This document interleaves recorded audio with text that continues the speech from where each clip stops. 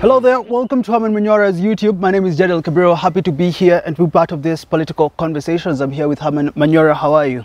Fine, Kabisa. You have been on fire lately, Prof, on Twitter. It's a trap. Manyora urges Kalonzo to abandon bipartisan talks. Yes. Where is this fire coming from? Umerudi siasa? No, nimerudi sasa. I'm the Manyora of 2016, 2015.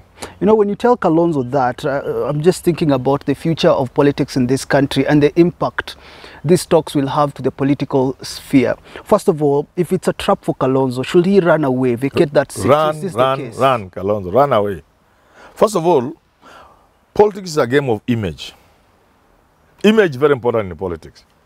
Extremely important. Name, image. Very important. If you sit there with Kamau Ishungwa, you are bringing yourself to the level of Ishungwa. The talks have already been reduced to that level. So what is Kalonzo doing there?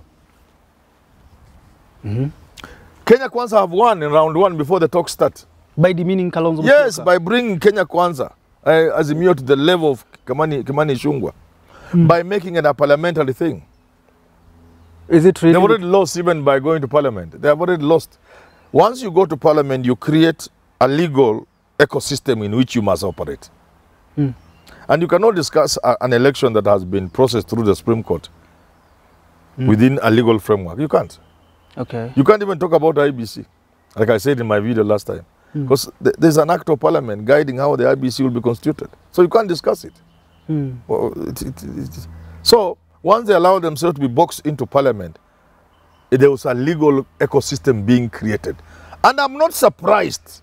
And that's why that's why I feel these guys are, I don't know what to say. I'm sure I could be wrong, but I am sure the reason why they allow this thing to go to parliament may be as stupid as parliament sponsoring the talks. Money kidogo from parliament for sitting allowance, for tea, mandazi. This is why these guys lose it. They lose it because of little money. And I've told them, you will never get power in this country until you mobilize resources and learn how to use money. I would not be surprised if the reason behind taking this thing to parliament is so that government money may be used for the talks. Oh. I would not be surprised. And as why can't Raila say, no, okay, fine, we are meeting in Serena. I'll foot that bill myself. You foot yours, I'll foot mine. So the conversation, if it's happening on Bomas, it means the government now will facilitate. Yeah, by parliament. I would not be surprised if that's the main reason why Kinazimio allowed this thing to be taken to parliament and by a sense to create a legal ecosystem in which they must operate. But wasn't this... And there are certain things once you are operating within the legal ecosystem, you can't discuss. But don't you think Kalonzo wanted it to happen in Serena? That is what he wanted at Yes, first. why were they taken to Bomas? Fine, there was no problem. Bomas, in fact, is better. But now, I do not see why they agreed that thing to go to parliament. They have been boxed into some legal system. There are certain things you can't... Because let me tell Kalonzo and Raila Odinga. Either they are playing games, either Raila is playing Kalonzo, or both of them are playing games with Kenyans, or they don't understand anything. The game was extrajudicial, extra-constitutional. The moment you go to the streets, you have removed the thing from the legal sphere. You are playing Kando. Yes. You are questioning the legality of the president. That's the main discussion here is not cost of living. The main discussion is whether Ruto is the legitimate president. Yes. And you can't handle that issue within a legal ecosystem which they are trying to, which they have been boxed into.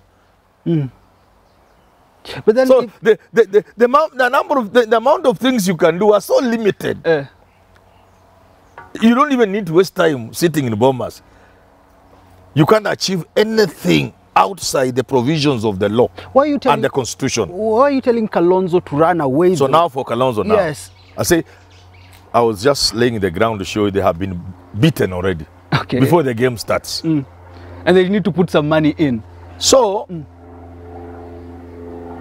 for Kalonzo to be reduced to co-sharing with a junior politician like Ishungwa is to karanga himself.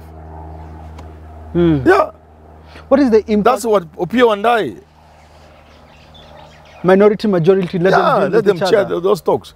But for Raila Odinga, they should have insisted that those talks are plucked from parliament.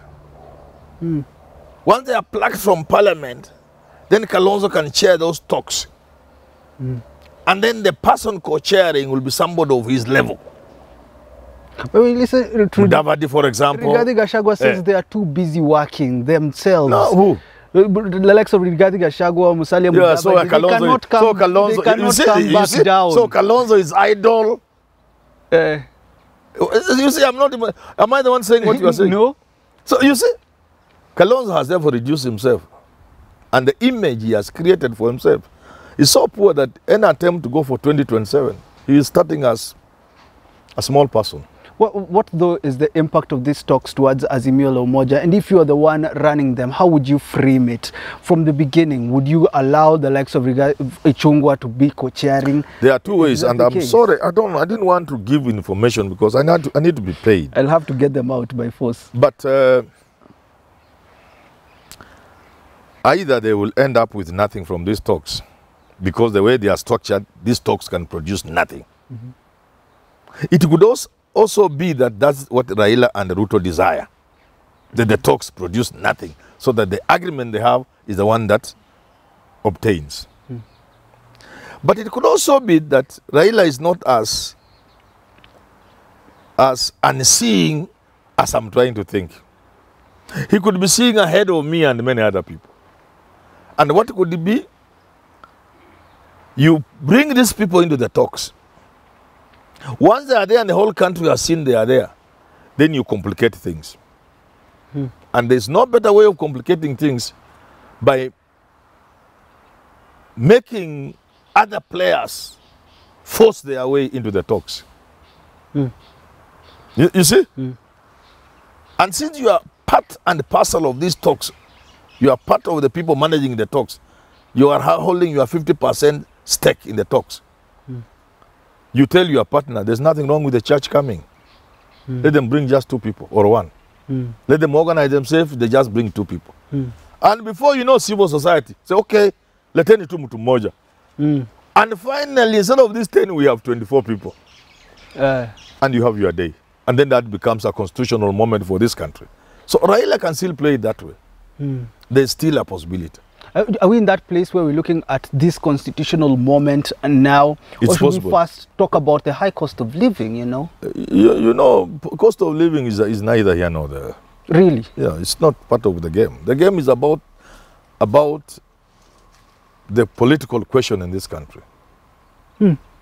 So if the talks end and the cost of living is as it is, you'd say it's successful? Is that what you imply? If the talks end well, and the high cost, the cost of living end is well. By the time the talks end, if they are ending well, the people will have been part of the talks.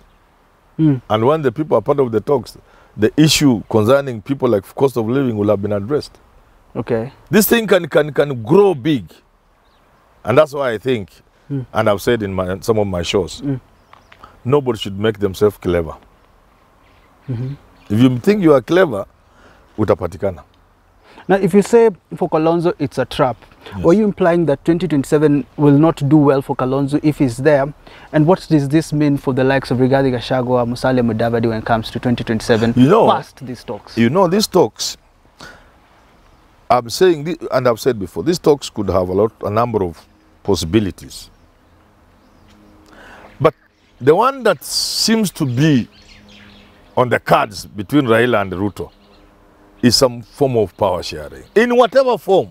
And I've given various possibilities. You can create office of Prime Minister through a referendum. This thing can go to a referendum. This thing can even become law without a referendum because the Constitution is not very clear. The Constitution gives the power to the president to determine which bill brought before him belongs to a referendum. You see how the Constitution plays? Yeah. You do a bill in Parliament and take it for assent. The president may return it because he doesn't like it or is unconstitutional. He may write a memorandum that introduces certain changes, or he may sign it into law. Or he may keep quiet, and after 14 days or so, it becomes law. But there's also another option. The president can say, a provision in this bill from parliament calls for a referendum, and he'll take it to IBC. So the president can see something that requires a referendum, but close his eyes and just sign. Yeah. So whichever way, it is possible that you can create the position of prime minister. Okay? Yeah. And this position may not necessarily, it will be stage managed so that it does not necessarily go to Mudavadi. You see how Mudavadi is losing it out? Yeah. It goes to Azimio. And as it goes to Azimio, it doesn't land on Kalonzo's desk. It lands on Raila. And once it lands on Raila, Kalonzo is cooked because his chances of 2027 are gone because Raila will want to run. Yeah. You get it? Okay. Now let's go to Rigathi Gachagua. If this creates power sharing that brings Raila into government in whatever form, do you think he's as powerful as he is? He's already shaken. And even come 2027, because now Raila is in some sort of working agreement relationship with Ruto, Gachagua may not be important in 2027. So Ruto can bring somebody else like Mudavadi. And Raila, having perhaps agreed with Ruto, he will support him, gives Kalonzo token support. Maybe Raila doesn't respond. So he supports Kalonzo, but in a token manner. Okay. In such a way that it leaves Ruto, gives Ruto a free ride. Head start or less. A head start. Yeah. You get what I'm saying?